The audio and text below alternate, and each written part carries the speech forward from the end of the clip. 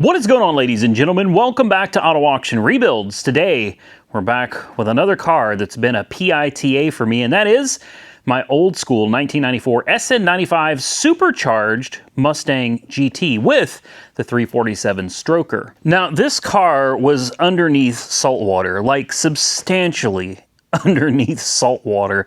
So the fact that it runs and drives at all is honestly pretty amazing, but we're still having some challenges with this thing, and I would love to drive it. That's what's killing me about it, is I actually want to take the car out. I want to drive it, man. But unfortunately, the car in its current condition is not, it's not drivable in a safe manner. I'll say that. We've got something going on with the front brakes. Whenever you hit the brakes, it feels like this. So I'm hoping it's not totally ruined suspension, and it's actually just some really bad brake rotors. I'm fairly certain it's the rotors, and I do have a pair of rotors over here for it, but these rotors and brake pads are for a stock SN95. I have a feeling this is not stock. I've got a hunch that these are going to be Cobra or Mach 1 rotors, and unfortunately nobody has those in stock, which means that's going to be fun to find. I mean, I can find them. It's just going to take a while to get them in. A couple other side note things, like these corner lights that are clear, I absolutely hate them. Those have to go. This also, it looks horrible. Let's just, boom, bank shot. Okay. Now, the next thing that's got to go on this car, assuming I can get everything running and driving like I want to, is these like meatball looking. I want the old school original taillights for this. That's what I want. And then the really horrible window tint needs to go with some nice, fresh window tint. And then a nice cleaning, and hopefully it's ready to drive. So the problem that I'm having with this thing right now is the voltage is overcharging. We just, like, literally just put a brand new alternator on this. Like, I mean, we just put a brand new alternator on it. And it's kind of a pain because to get to the alternator, which has been relocated down there thanks to this big power dyne supercharger, you have to take all of this out. The supercharger has to come out. This whole front plate on the engine has to come out. This right here, the air intake that bends and comes over to where the mass airflow sensors, that's got to come out. So you've got to take all of this apart. The belt has to come off, of course, for the supercharger. Then the belt that runs the accessories has to come off as well.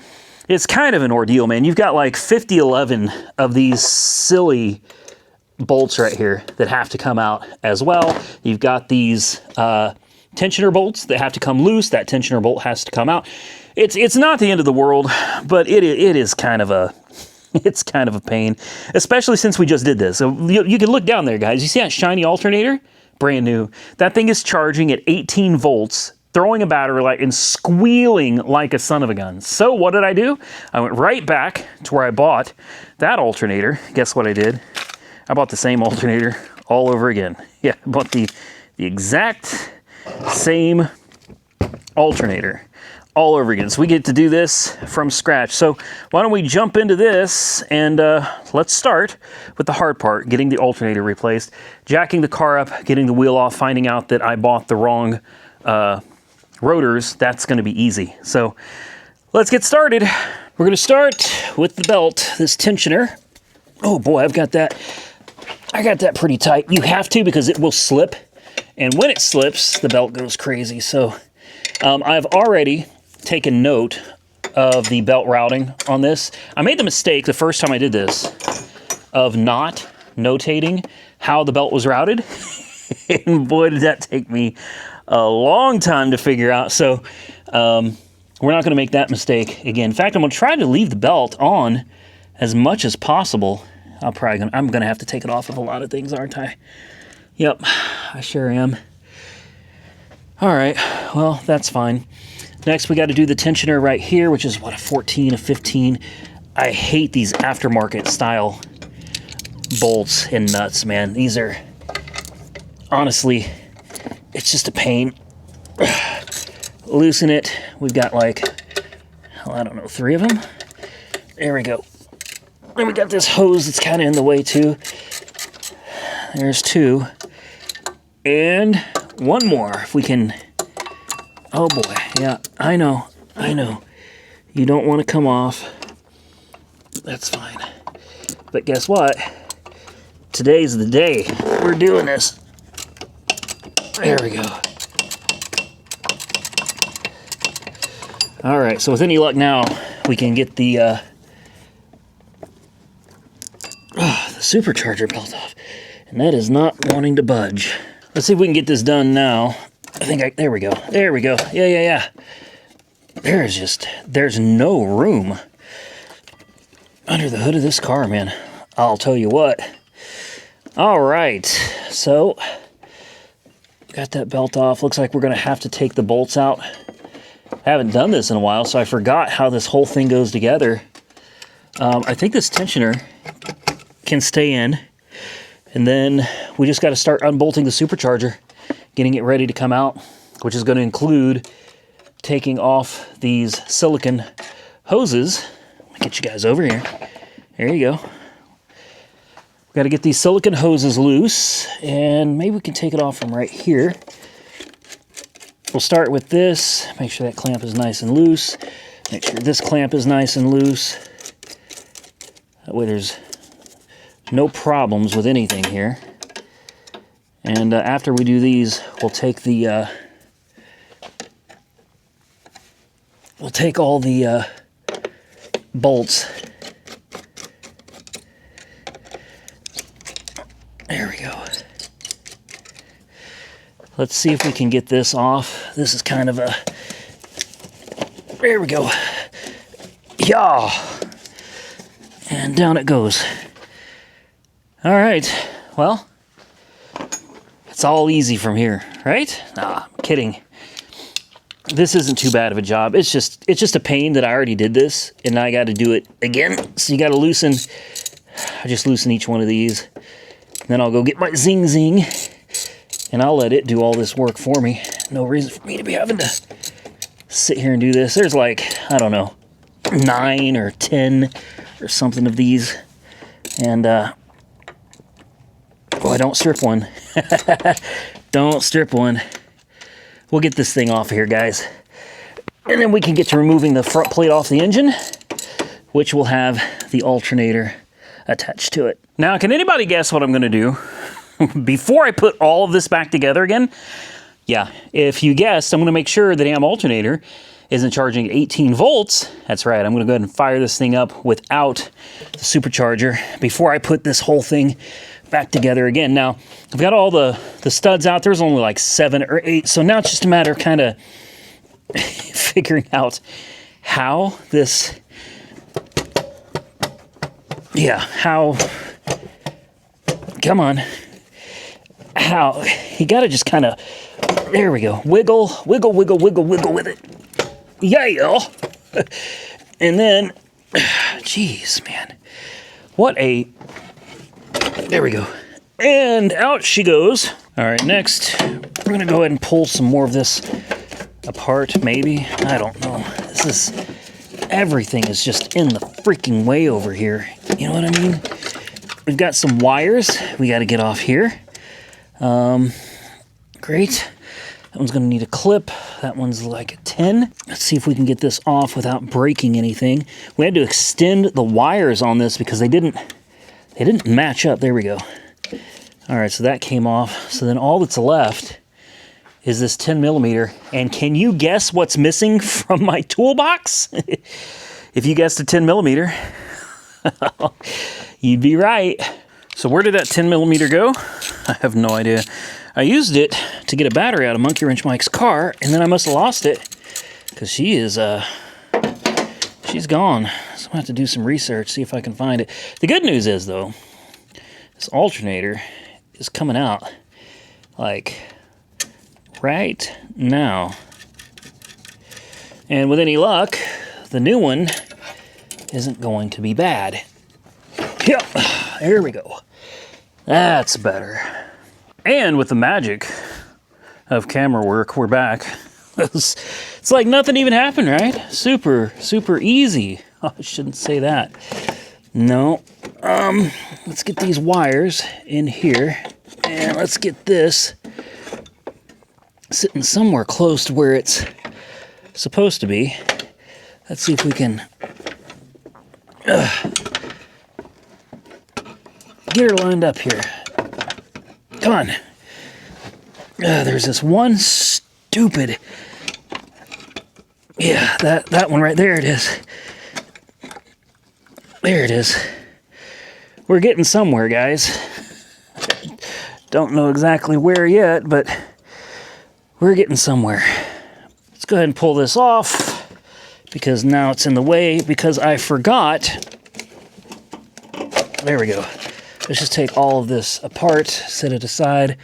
This thing is this is just not put together all that well. If I'm being completely honest with you, it's not good. Anyway, let's try to figure out how all this goes back together. We've got a big, like a support beam that goes down here, and I think it's the bigger bolt that goes in the bottom. And it's like right, oh boy, yeah, that's gonna be fun. That's gonna be real fun to get in there because I've got the coolant bottle is now in the way. This is so much easier if you try to put it all together with everything taken apart. Honestly, this is, yeah. The joys of working on modified cars. Am I right?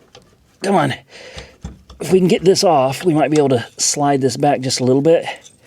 Get a little extra room. Half these bolts and nuts were missing, so I've had to go and skim through all of my stuff and try to find a way of putting some extra bolts in here. It was missing like half of the ones that are important. And, well, it still doesn't want to go in. Are you serious? You got to be joking. Come on, man. Now that one goes in. Let's see if this will...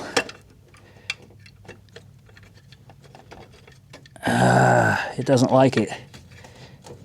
Well, unless I've done something terribly wrong, and there's a good possibility I have. I think it's better than it was. As I said, I'm not going to bolt any of this stuff back up. There's no reason until we know this is working. And getting this belt tight with this like sloppy tensioner, this is not an automatic tensioner right here, guys. That's one of those old school sloppy ones. Like you've got to take a wrench and a hammer and you got to tighten her down, you know, and you got to tap it down until you get the right tension on the belt, which hopefully is fine because you see these bolts, if you don't get the belt lined up just right, belt's going to interfere with these bolts, or the bolts are going to interfere with the belt. So I think I've got everything out of the way good enough. Battery's hooked up, no smoke. Let's just make sure that it starts. Hopefully it doesn't squeal like it was doing before. Hopefully it's not overcharging at 18 volts again, because the regulator is built into the alternator. So it shouldn't. Let's see what happens. Here we go.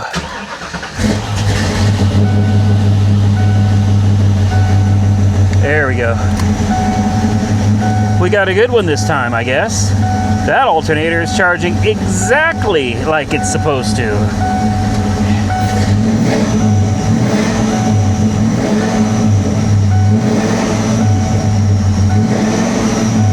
Sounds good. Let's get out and just take a quick look.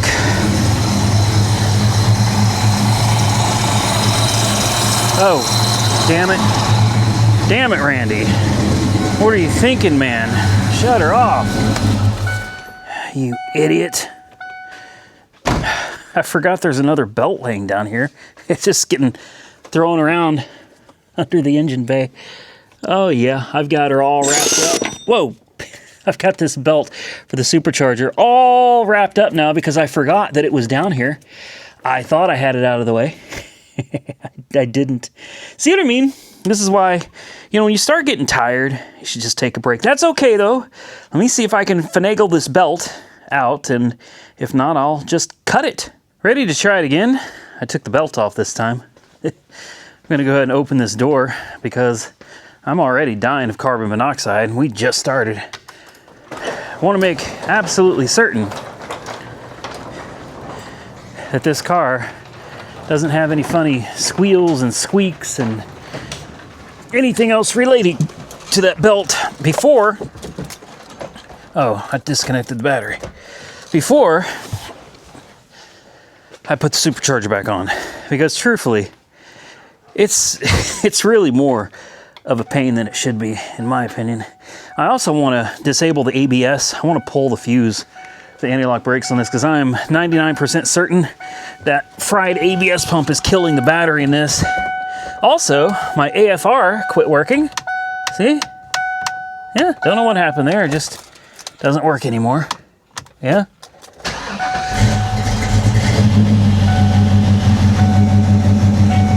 There she is. All right. Lights. Yes.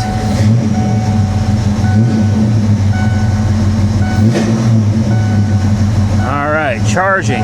Nice. What do we got? Oil pressure. 80. Temperature. Nice and cold. Boost. Well, there's no boost, technically. So right now, this is just a vacuum gauge. Fuel pressure, about 32, 34. All right.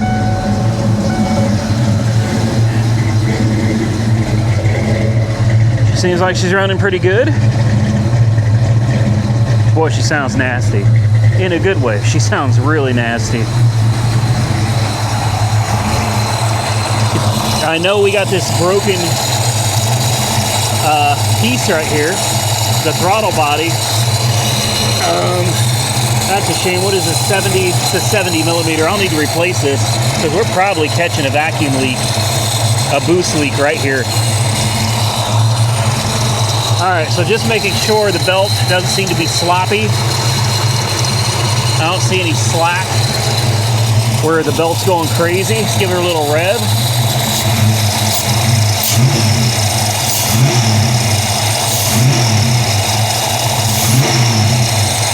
Looks good. Belt looks fine. And I know you're hearing that noise, that hissing.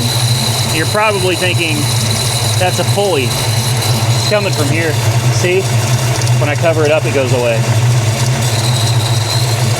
Yeah, we're gonna need to replace this for sure. Honestly though, it's running great. Lights are working. She's one step closer to being back on the road. Airbag lights on, ABS lights on. Check engine light is on for obvious reasons. Oh, we got the mass airflow sensor unplugged. Everything's disconnected. I don't like that the AFR is not working. So something must have come undone. I'm gonna go ahead and disconnect this. I'm gonna just double check, make sure that my tensioner here is tight. Then I'm gonna drop back on the supercharger and start tightening everything down. Everything looks good. Everything seems happy. So if it's happy, guess what? I'm happy. All right, that was painful. I'm not gonna lie. I gotta get this this throttle body replaced right here. This isn't gonna work. With that big cutout right there, man, there's no way we're sealing. I mean, we're sealing some, but there's no way we don't have a boost leak here. None at all. And then all this corrugated crap down here, I don't even know, man. I don't even know. Listen, if it works, it works. I'm happy. Then I want to see if we still have a draw on the battery with the car off. I'm very curious about that now that I've pulled the ABS fuse. Let's just see if it starts. Let's make sure that everything's doing what it's supposed to do. I mean, the car is not that bad considering I didn't pay more than like, what, $2,800 for it or something like that. Like, I really can't complain about this car at all. A supercharged 347 stroker, man, you know? It's not too bad. Manual transmission with a Tremec in it.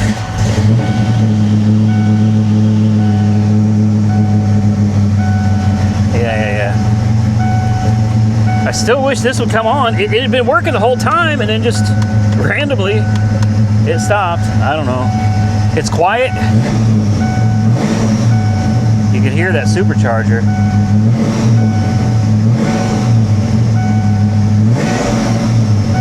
She's nasty. That damn dinging, that Ford ding, I hate that. And no, I don't have this connected. I disconnected it, which is why we have our factory tack working again.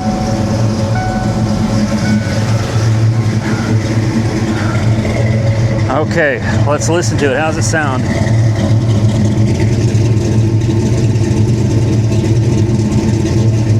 Nasty. That's how it sounds. Sounds nasty. In a good way. In a good way. Double check, make sure belts. I do hear a squeak, squeak, squeak, squeak coming from something up here. Wonder what that's coming from. Let's move that back. Hear that supercharger? Oh man. All right, bolts are all out of the way. Belt's not slapping anything. Everything down there looks good.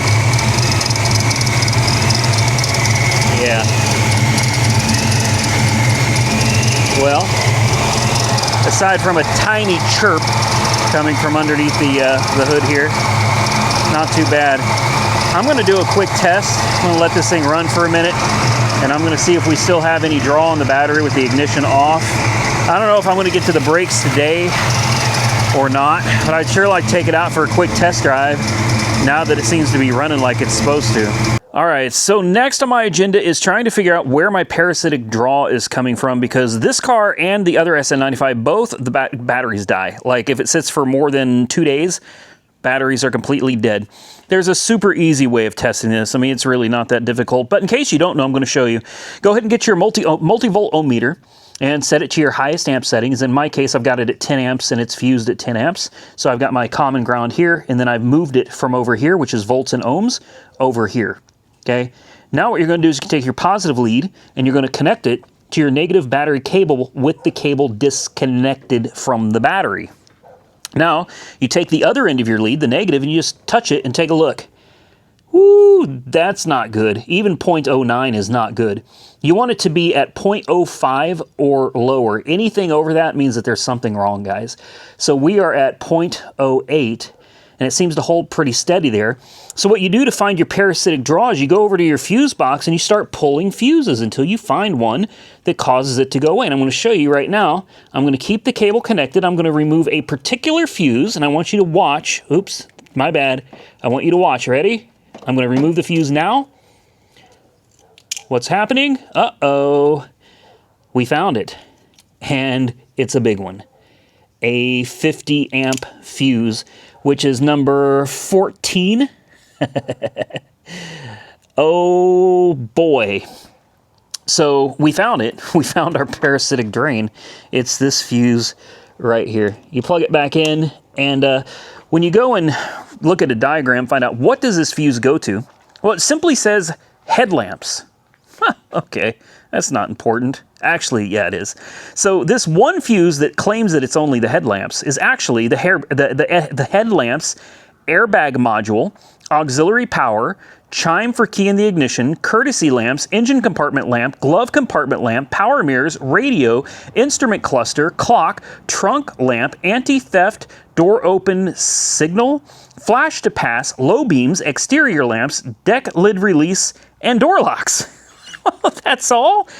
That's it? Oh man, figuring this out is going to be a breeze. No, no, that's not going to be a breeze, unfortunately. So here's what we know. So many things in this car work properly, like the headlamps and the fog lamps, the flash to pass, door locks. I don't remember if they work or not. We could have a light stuck on in the trunk for all I know. The power mirrors, I do believe they work. Oh, well, it's not going to work with the battery disconnected. Now, is it? So we're going to need to plug this back in. Now, I'm not going to go through this whole thing with you because this could be time consuming, but it would be very important to start looking around and trying to figure out if we have any lamps that are left on, because that'll do it, especially in the trunk. And let's see, the glove box too. Does this turn off? Yes, the glove box light does turn off. So I'm looking. Watch it. Watch it. See? Let's see how close I can. There we go. It's off. Yeah, it's off. Let's pop the trunk. I gotta find it. I've got a hunch it's gonna be something pretty simple. And I think the power mirrors work. That doesn't mean that we don't have some kind of a draw going on, but I'm thinking some kind of a lamp that sticks on, you know what I mean? No. Let's start closing it. Yeah, it turns off, but the question is, does it stay off? And what is this? There's a wire disconnected here. What does this go to? Not a clue. Great. Looks like it went to something at some point. So if we close this, do you see how it kind of came back on for a second? Come on. See? See how it flickers? Oh, you're looking at me? You see how that light flickers on and off as I'm closing it? My question is, does it stay off? So here's what I'm gonna do. Sorry guys, hate to do this to you, man, but I'm gonna lock you in the trunk and you're gonna be my freaking eyes in here, man. You guys ready? All right, you tell me. Tell me if the lights come back on, okay? I'm gonna jiggle it around just in case, you know. All right. I'll let you out now. Now, if I had to guess, I'm gonna say that the trunk light probably stays out. And if I also had to guess, I probably have a pretty good idea of what's causing the parasitic drain. And that would be, take a guess, guys. Oh, these stripes are painted. These are painted. Whoa, and clear coated over. That's impressive. I thought those were actually like the vinyl stripes. No, that's paint. That's painted over. I would bet the one thing in this car that's not working, aside from the anti-lock brakes, is the, it's not warm or anything. It's not a fire hazard by any stretch of the imagination. The airbag, that airbag control module, it's not working. It's fried. I'd be willing to bet we've got some kind of a parasitic drain going on in there. That's my guess. So what I would probably need to do for now is just to get under the center console, which is where I think it is, and disconnect it, completely unplug it from the car. Let's try this one more time. We should expect the exact same results we got last time. Starts out at 0.55, which is pretty rough, but 0.91? Oh. My door's open. You see how one light makes a difference? One light, guys. Doubled it. There we go. Hey, hey! I was using it. Come on, man. And then it drops down to 0.08. So when you first connect the cable, it's like when everything in the car starts trying to pull in some juice. That's when you really see it, and it drops down to 0.08. It honestly doesn't seem like that much to me. I'm surprised that it kills the battery, but I mean, I've experienced it multiple times. So, okay. I'm gonna put the battery cable back on. I think I'm gonna tighten some of this stuff down, see if my little AFR gauge comes back to life. We know that if we wanna stop killing the battery, when we shut the car off, all we got to do is pull this 50 amp fuse out. That's it. Oh, this is blown. What did that go to? Okay. I'm having a night, guys. It's starting to get late. I'm going to button a few things up here. I think we're going to take the wheels off. Tell me there's no locking lugs. There's not. I'm going to take the wheels off. I'm going to match up the rotor, because if the rotor doesn't fit, then obviously we can't do brakes. And tomorrow I'll get to go out and find new rotors and pads. Fun. I'm going to let you guys look at this. Tell me what you think. You think these brake pads here are going to fit in that caliper? Huh, I don't know.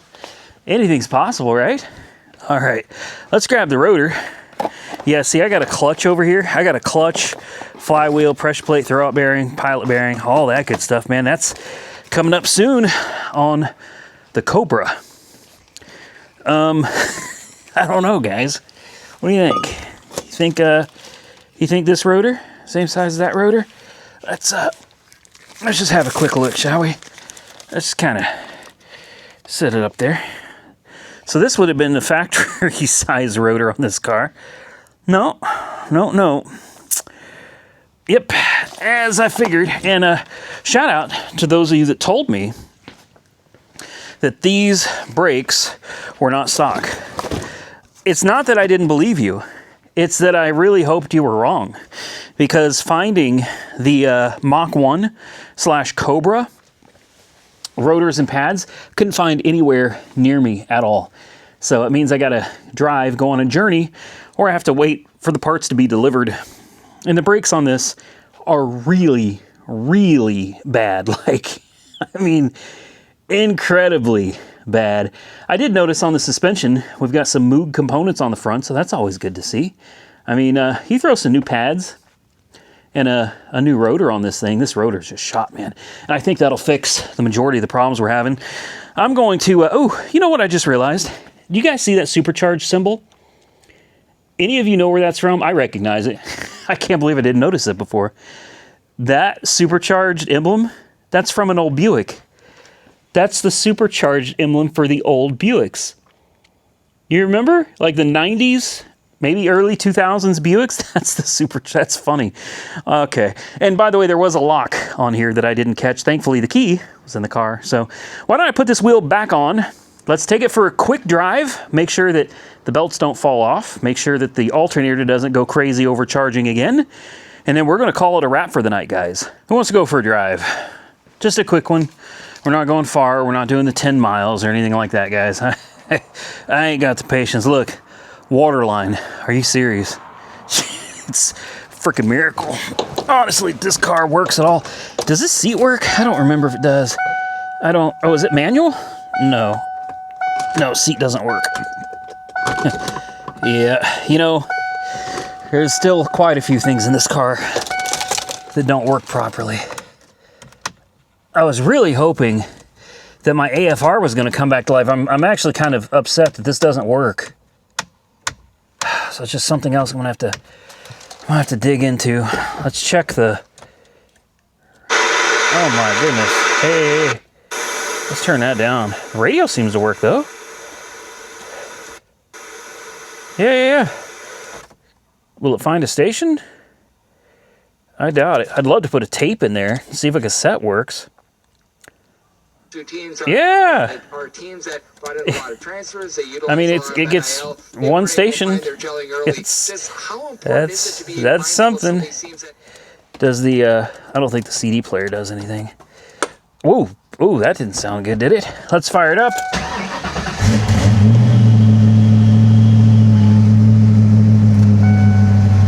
All right. Roll up the window. And let me buckle up. Let's go for a drive. So it's interesting. Our airbag light seems to come on, and then it kind of goes away. And then it comes on, and then it goes away. See? Let's reset that trip. Yeah, I think maybe the airbag module's kind of half dead and half alive. It's trying, man. It's trying.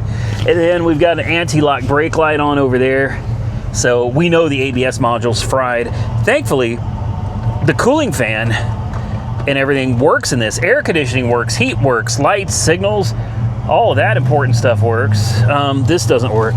This is common. Same thing in the Cobra. After it's been flooded, it won't hold. Something's jammed up. I could probably take it apart and get it figured out. And I don't know what that is. It looks like somebody puked all over this. I have no idea. If you turn this on, does this... The CD, no, nothing. No, it turns on, but nothing happens. Oh, boy, that doesn't sound good. Ah, there's the check engine light, and the airbag light is finally solid. Perfect. Okay, hazards. Yeah. Signals, brights, and fog lights are over here. Let's go. Let's do this. I gotta be careful backing out because she scrapes. Oh, I hate it. I hate it. I hate it. Come on. Easy does it. Gentle, gentle, gentle. I hate scraping, man. I do. This car sits pretty low. There it is. There it is. It scraped just a hair. Not too bad. This car is not sitting at stock ride height. And that leak, when we first got this car running, we had a pretty nasty, what looked like a rear main leak. That went away. That went away pretty quick. So Very thankful for that. Let's take her up down the street. Yeah, see, I know it's the brake pads because, or sorry, the rotors. I barely, like we're barely moving, and when I hit the brakes, you could feel the brake pedal pulse. That's how bad these rotors are. I mean, they're terrible. Easy does it. Let's just see how she does.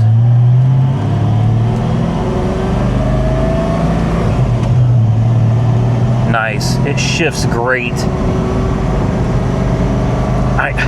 I want to take that tack out. I don't like it. I don't like that big tack. And third gear. That's not third gear. That's third gear. There we go. There we go.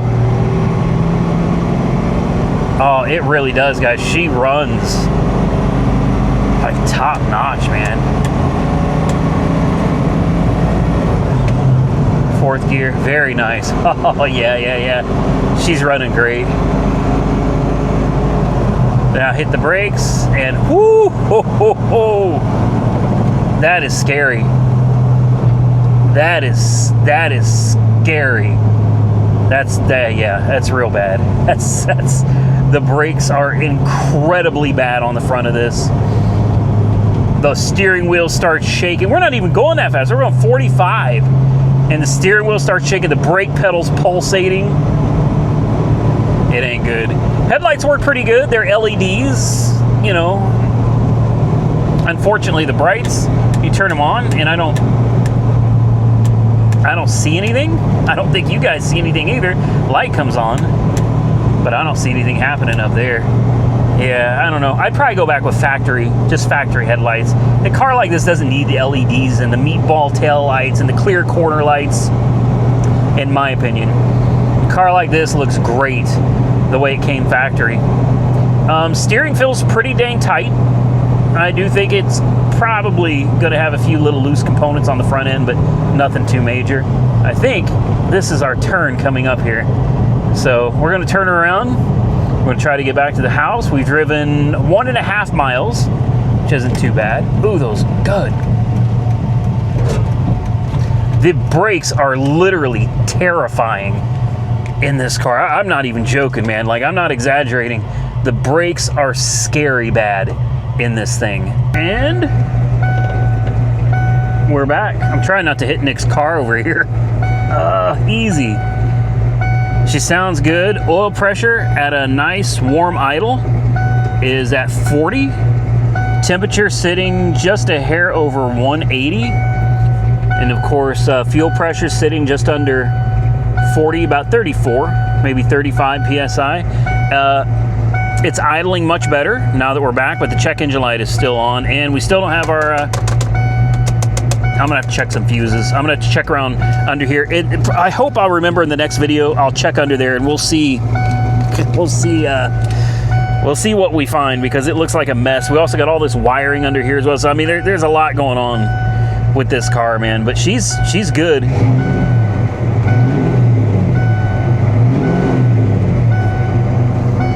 Now, I took her about 4 miles, and I'm going to tell you, on the way back, without you guys, I did a little rip, man, and I ain't gonna lie, this car is just nasty.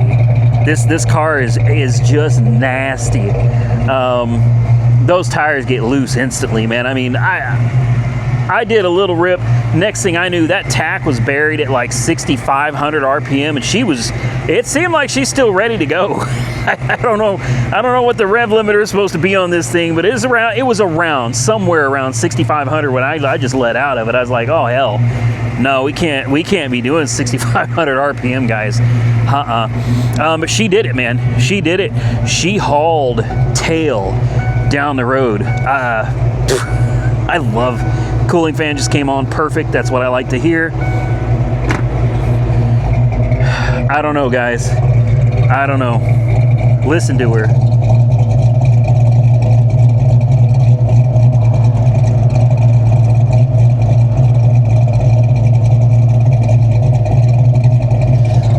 I don't know about you. I could listen to that all day. I love the Cobra. and I'm trying. I could keep both. That's an option, right? I could keep both of them. There's nothing saying I got to sell one or the other or sell both of them. I don't know. I could keep both, but like, why? Like, you know, why? I'm sitting here going, I like this one, but this one's the one, man. This one's the one. This is it. Like, this checks all the boxes. This is, yeah, this is a good one. This is a good one. So I guess I'm gonna go ahead and shut her down. I'm gonna pull that 50 amp fuse from under the hood, or I could just leave it sitting tonight, and I'm coming back tomorrow anyway. Yeah, I'm coming back tomorrow anyway. So why don't we'll leave it connected. I'll see if it's dead tomorrow. If it is, I'll charge it back up again. And we'll start disconnecting that fuse. It's not that big a deal to pull that 50, you know, every time. And I'd be willing to bet, since these are basically the same car, this is a 94, I think. I'm pretty sure it's a 94. This is a 97. I'd be willing to bet it's the same fuse. I'd be willing to bet you it's the same 50 amp fuse under there causing the same problems. I think with that, guys, I'm gonna get out of here. So do me a favor, guys, if you enjoyed today's video, hit the thumbs up button and let me know. Consider subscribing to the channel if you haven't already subscribed. And until next time, stay safe out there, everybody. I look forward to seeing you all again very soon in the next one.